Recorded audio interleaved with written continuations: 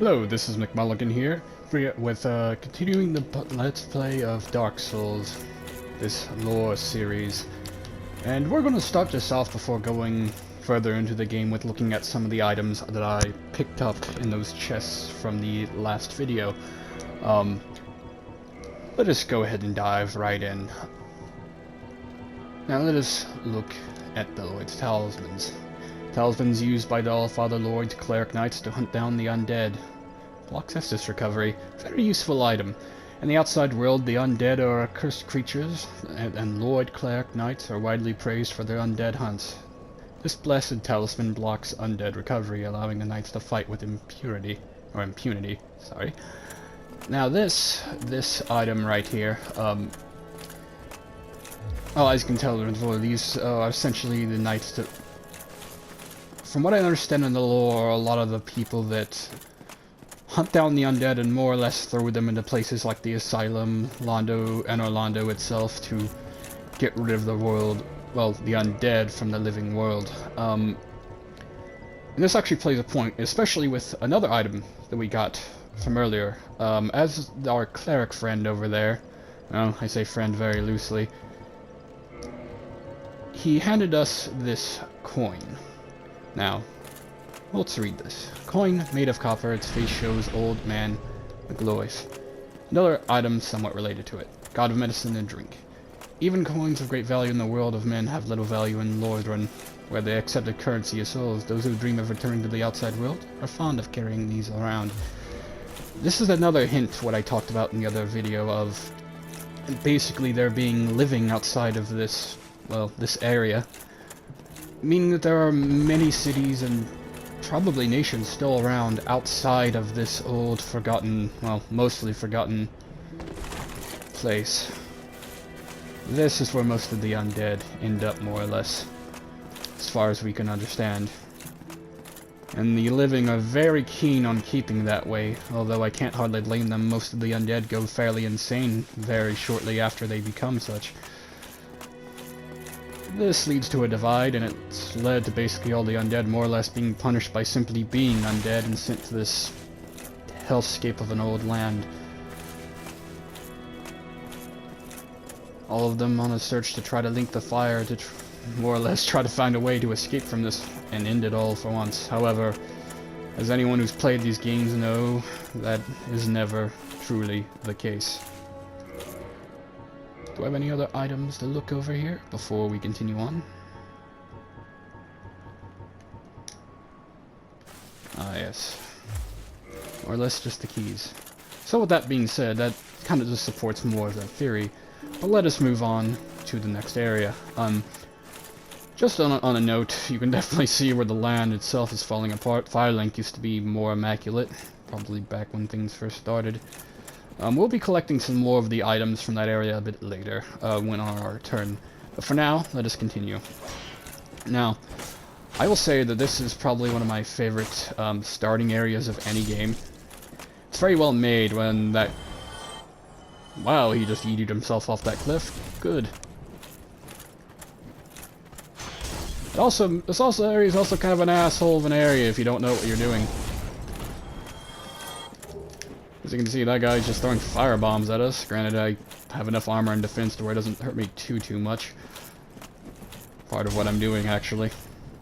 I tend to play very heavily armored characters in this one in particular. 3, I tend to play more light characters, but considering that I'm thinking of just playing this character through all 3 of the games, I'll be doing something a little different in that regard.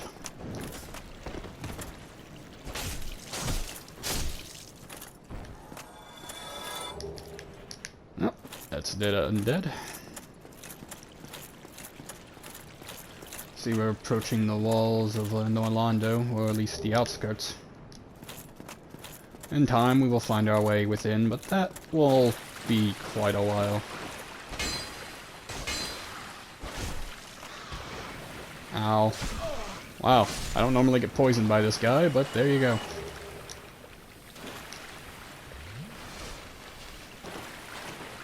Oh, something else to discuss while I'm slowly dying, apparently. Homeward Bones. Bone fragment reduced to white ash. Return to the last bonfire used for resting. Bonfires are fueled by the bones of the undead. In rare cases, a strong urge of their previous owners seek bonfires and chance their bones with the homeward instinct. Another little hint to the, I guess, a big theme of Dark Souls is willpower and the fight to keep going on. Some of these undead, while very strong of will, still lose themselves, and in many cases will turn into these bones, or at least what's left of them will. No one really knows why, but yeah, no one really knows the true cause of the curse. Other than, the world is essentially killing itself. Probably should deal with this before we go down.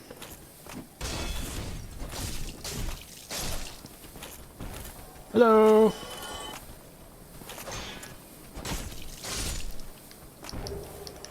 God, I hate poison. Although, if you think this is bad, just wait till we get to where we're being hit with toxin. It makes poison look like nothing.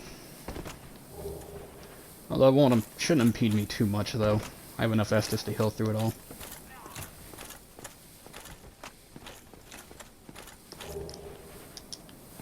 With Souls of the Lost Undead. You know, while we're here, we can probably read that item description, actually. Large soul of a lost undead who has long ago gone hollow. Used to acquire souls. Souls are the source of all life, and whether undead or even hollow, one continues to seek them. That's, I guess, the other resource you can have in this game that isn't humanity. Souls, it's... I can't say it is like a soul represents a single soul, but I think it more, at least as far as we're given to understand, represents the power of a soul, or the power that one can wield. If we're talking in, like, Dragon Ball terms, think of it as kind of your power level. The more souls something drops in or dies, generally speaking, the more powerful they are. Like, many of the bosses that are very strong will obviously drop far more souls than, say, these standard hollows that we're killing, because they're simply far more powerful in their soul power. Also means they're much more difficult to deal with. And we're also about to find one of the most useless item in the game.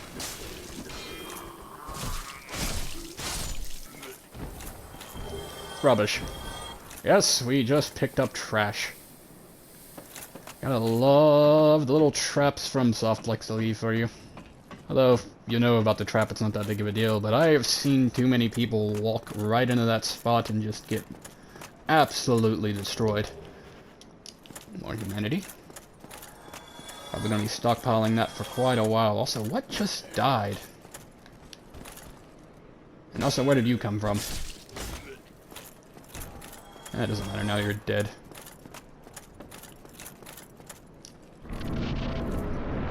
Ah, these white gates, I guess you could call them. It's actually part of the Covenant of the White. One of their tenets is to literally seek these fog gates to continue forward. Much like everyone else, just to keep the march going towards the fire. Hello, Drake. I'm sure it's a Drake. I don't think it's a dragon. I think we meet one dragon, or one true dragon in the game. I guess technically two? Although the other one's been malformed to the point that I don't even know if it can truly be considered a dragon at that point. And we'll meet that one in a not too distant future, actually.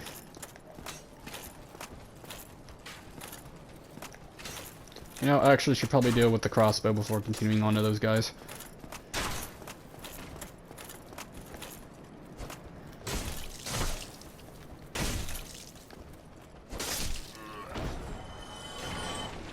As you can see, there are a lot of hollows around here. A lot of the soldiers that used to guard this fortress that basically lost their minds.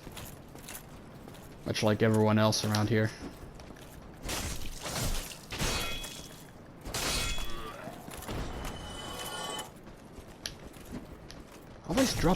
They always drop their shield right as I go to kick them.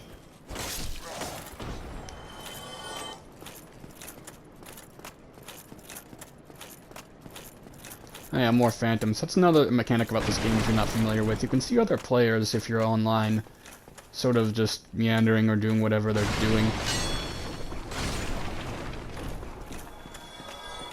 It's supposed to represent the fact that there are different timelines in the world and different, I guess, multiverses of people doing different things.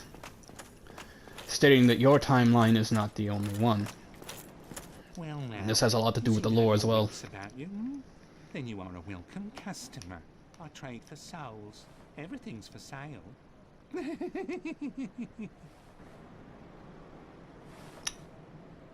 Never knew what that meant, but it's never really been that relevant. But as you can see, this guy's kind of insane and petting something in a bucket. If you kill him, he drops the Uchi Katana. Everyone kind of just assumes that he's more or less petting that sword, thinking it's like a pet. And that also goes with the undead curse of people slowly losing themselves. I believe he has like quest line where he more or less goes more and more insane as time goes on, but he actually sells some quite useful items like this. And I believe some of these items can actually be bought from the smith later down in the game. For right now, I'll buy that box. Thank you, kind. Would buy the key too, but I don't think there's too much use of it, considering I now have the master key. Master key is just a skeleton key. It allows you to... makes it easy to get to certain areas. Also makes it easier to go through Blighttown, but I'm probably still going to show these main entrance most people go through to get to Blighttown. Well, I can't really say most. Most experienced players will use the easier method at this point because it's far less of a hassle, but we're here to explore the game thoroughly. Not just try to bum rush through it without looking at anything.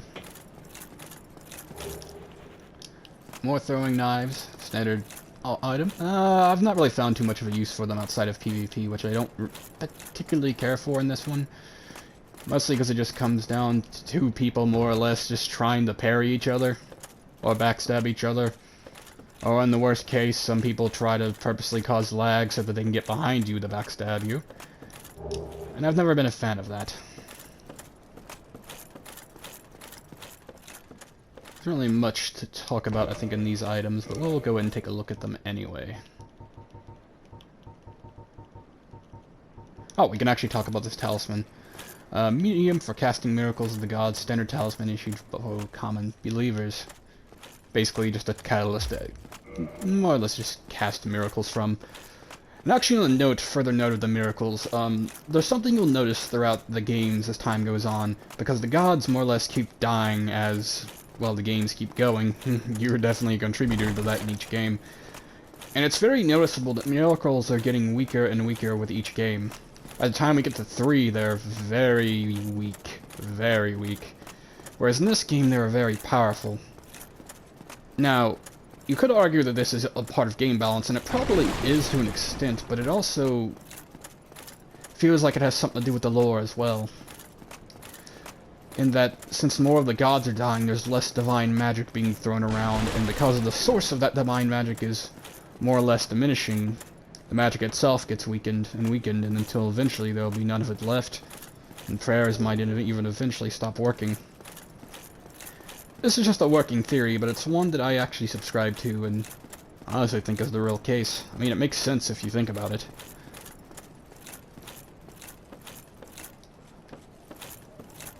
It's gonna be a lot to look over in this area.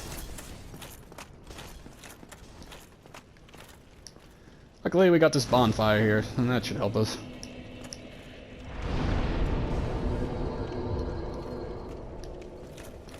Okay, quick sit, rest up, and keep going.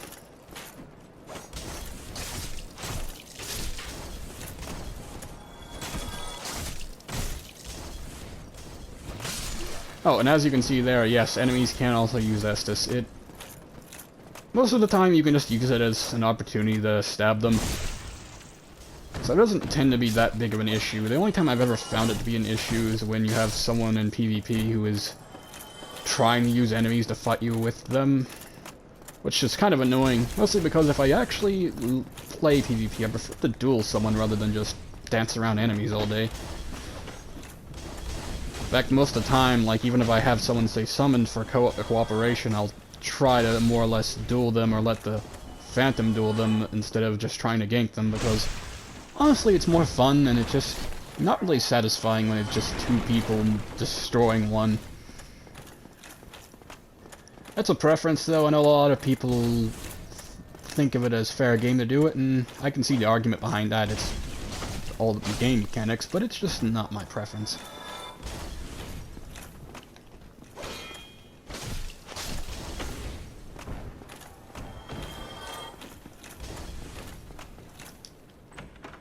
Here, I think this is, oh yes, black fire bombs. I was talking about these earlier in part 1 with the Asylum Demon. You can start with these as one of your, or a few of these as one of your burial gifts. Black bisque urn, filled with black powder, explodes, inflicting fire damage. Powerful ranged weapon, especially in situations calling for fire damage. Very precious item at low levels. Yeah, they're very powerful. I don't really know what their origin is, per se. I just think they're generally made everywhere. There's a lot of items that don't have too much relevance to the lore. A lot of the items that do we'll be finding later on in the game, but still, there are some things to talk about as we go further in.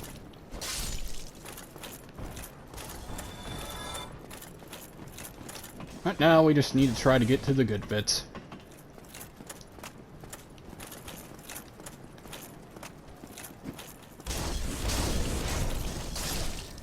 Now, one of my things with this area, just looking at it, is I feel like why there are so many soldiers here.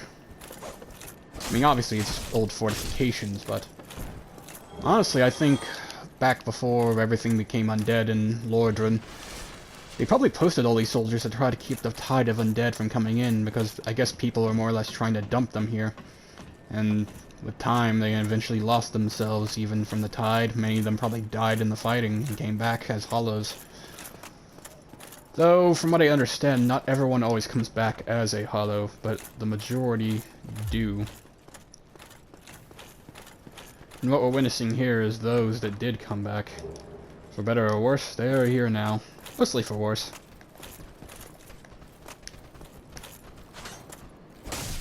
Honestly, one of the big things that surprised me was the living decided not to send armies in to try to deal with this. Or maybe they did. We don't really have any way of knowing. There are heroes that have tried countless times, obviously. We'll eventually see the tale of Artorias later on in the game, mostly through the DLC, but some through the main game.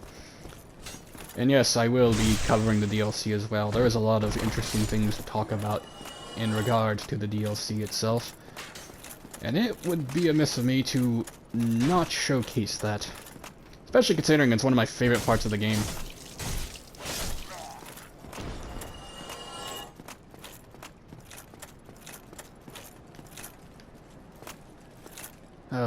More into the castle. Now we're about to come across another boss, the Taurus demon. Later on in the game actually becomes a regular enemy. Also, that was my fuck up. Don't worry about it.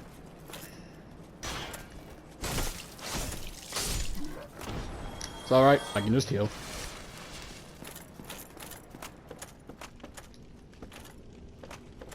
Now, I could go further down into this area and go deal with Havel, but honestly, I don't feel like dealing with that right now. And also, I think we just got invaded.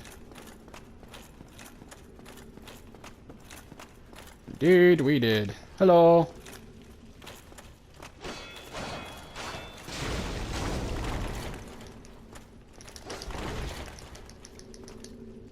Ah, shit. Oh, well. I was gonna just try to bum rush it for the door.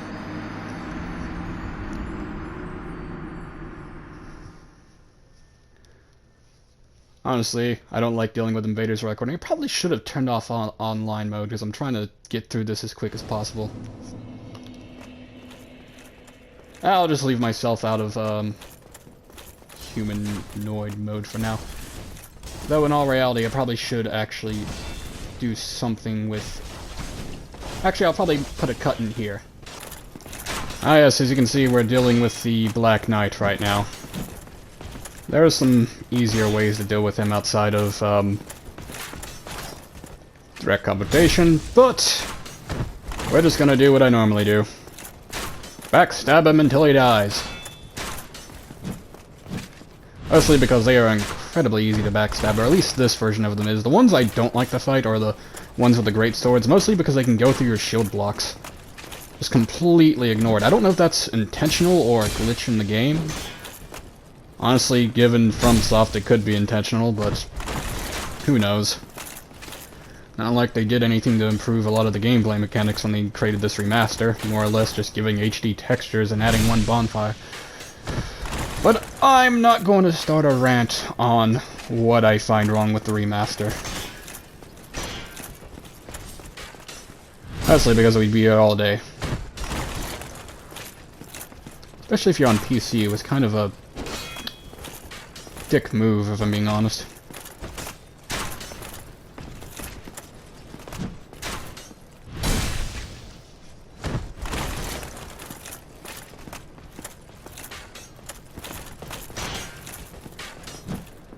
All you need to know is that if they'd actually done what the Demon's Souls remaster had done, things would have been a lot better. Granted, that was made by a separate studio, but the fact that it was a studio that wasn't even FromSoft just makes it all the more laughable.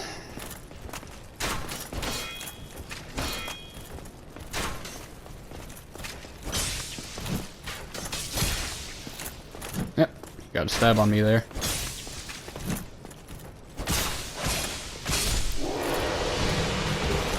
And he's dead. Ah, damn. Didn't drop the sword this time. It's one of my favorite weapons. That being said, there are some items to collect down here. And we will look right into those right now.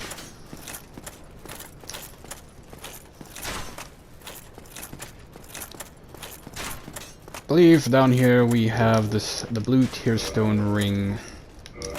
Let us take a look at that. Boost defense while HP is low. Boost ring from Katarina. Boosted defense of its wearer when in danger. So Katarina, another one of the lands outside of Lordran. We actually will meet two individuals from that later on in the game. I can't ever remember if it was Sigurd or... because there's one in this game and then one in the third game. And they both have very similar names, like almost identical, but they're a little different. They almost feel like the same person, to be honest. So we'll be getting more into that as we see more of the, I guess, NPCs of this game. And it shouldn't be too much longer before we meet him. Well, actually, it's going to be a little while. About maybe a third into the game we'll meet our compatriot in that regard. Oh, by the way, Crystal Lizard. These drop, well, upgrade items for your weapons, which we'll be getting into that soon. Oh, come on. There we go. So clean Titanite and Titanite chunks. Chunks will not be very useful for a while.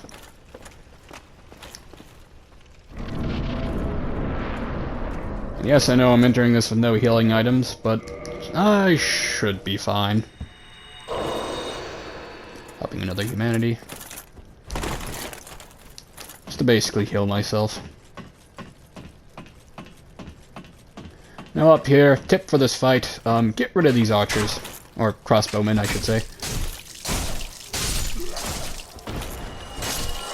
Another tip for this fight. Those lightning urns you collected earlier, use them. Well, not lightning urns. What is this, Dark Souls 3? With this gold pine resin, it is very useful for this fight, as this boss is very weak to lightning. Also means you're a cleric with lightning spells. Could also be useful, though I don't think you can get any of the lightning spells until later on.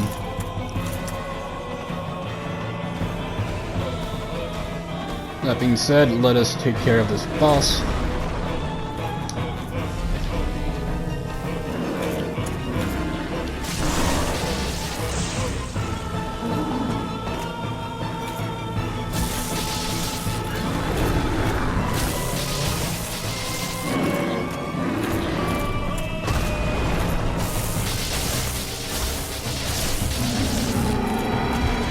And he's dead. See, that wasn't too bad. Hell, probably didn't even need to pop that humanity. But yeah, he's a pretty straightforward boss. It's Nothing too complicated about it, but we are about to meet someone very important. Right up in here. There's also a few items in here as well to collect. Can't remember if it was in these barrels or further along. Oh, no, it was over here. Another large soul of the undead. More or less the same lore to look over there. The abyss, I guess, concentrated soul mass. It has taken physical form. Basically what it is when someone becomes powerful enough, the souls within them can more or less take on a more concentrated form and just sort of stay there. Kind of delves into more of the lore on souls as well. But here's the important individual, the man himself, Solaire. No introductions really needed. Ah, hello. You don't look hollow, far from it. I am Solaire of Astora, an adherent of the Lord of Sunlight. Now that I am undead, I have come to this great land, the birthplace of Lord Gwyn, to seek my very own son. Do you find that strange? Well, you should. No need to hide your reaction. I get that look all the time.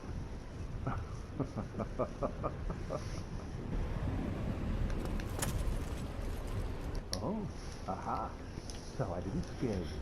I have a proposition, if you have a moment. Sure, I'll hear it out. The way I see it, our fates appear to be intertwined. In a land brimming with hollows, could that really be mere chance? So what do you say? Why not help one another on this lonely journey? This pleases me greatly. Well then, take this. We are amidst strange beings in a strange land. The flow of time itself is convoluted, with heroes centuries old phasing in and out. The very fabric wavers, and relations shift and obscure.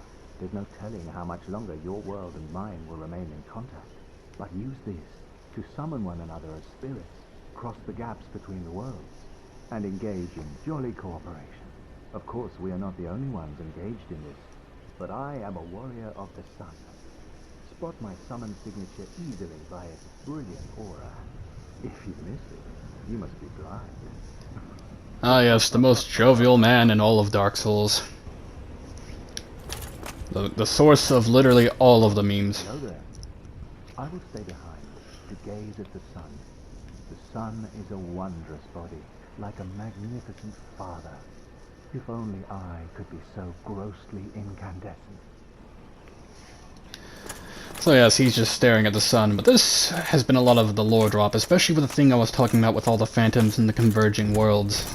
He more or less confirms that there are sort of different multiverses, which basically represents each player's world, and even that of the NPCs throughout the game, him being one of them. Us meeting here happens to be happenstance, I guess, of him just happening to be in the world at the same time, or at least in our world. And these summon signs, as he just introduced to us, are a way of different phantoms helping each other. I mean, obviously they're the main items, say if you want to play with a friend and summon them, you would use. But you also see this view here. And as you can see, it looks like it goes down for miles. It just tells you what work took to make these castles, and the fact that it probably took thousands of years to build all of this on top of these mountains.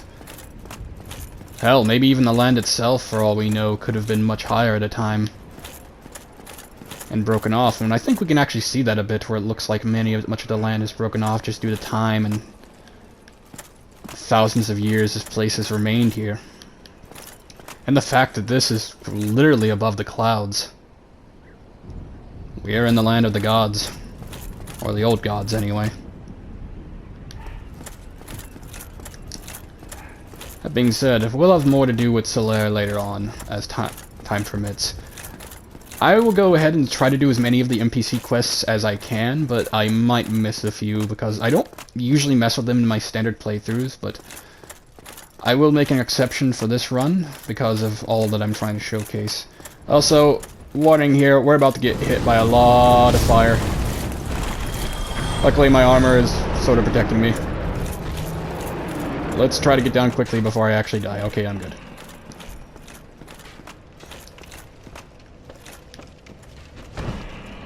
And that opens up another shortcut, which has something to say with, basically this game, actually. Is everything tends to, like, come back upon itself. You have shortcuts, areas leading into areas you've already been, in this sort of nicely wrapped up way. It makes the world feel more real. The other thing to note, about this game is something that's I find beautiful about it is, you see something in the distance, you see some buildings in the distance. Those aren't just a backdrop. That is an area that you will eventually visit. And probably have to deal with something horrifying in. It's sort of how this whole game is set up, and it is something that's present in this game and the third game. The second game doesn't really have that as much. It was designed a bit differently, but the second game has its own merits, and we'll get into that when we play that game. That being said, I don't know if we have anything else to discuss. Actually, yes, the Titanite. Titanite shard for weapon reinforcement, most common Titanite material. Titanite shards are fragments of the legendary slabs. Titanite is etched into weapons to reinforce. Now, something to note about this Titanite is it is kind of a demonic material that many of, well, you'll see them later on in the game, the Titanite demons, who are quite literally made of this stuff. And as far as we know, these are basically the chunks of their body that people more or less take out to reinforce weapons and make them stronger, I guess using demonic essence to reinforce weapons beyond what they would naturally be able to do. Same way with these chunks, it's just a larger piece of the slab. And hell, most people don't even know these slabs exist, they just think they're legendary. And then you have Twinkling Titanite. Reinforces Titanite imbued with a particularly powerful energy. After this Titanite is peeled from its slab, it is said that it receives special powers. But these are like from the Titanite demons, the crystal lizards. They both seem to be made of this material. Now, whether they are directly related to each other, we don't know. On the note of demons, as far as we know about them, they came into existence because of the Ezelith, the Sisters of Chaos. When they more or less tried to, I guess you could say, become more with the flame, many of them ended up becoming, well, something that we'll actually discuss later on, but for now, what I'll say in that matter is what they did more or less brought demons into existence. And there's a whole lot to talk about in that regard, but we will wait for the relevant items to actually get into the meat and heart of that discussion, as it'll make more sense when we have those present. In the meantime, I think I'll end it here. This is Mid McMulligan. Hope you all have a wonderful day. Bye-bye.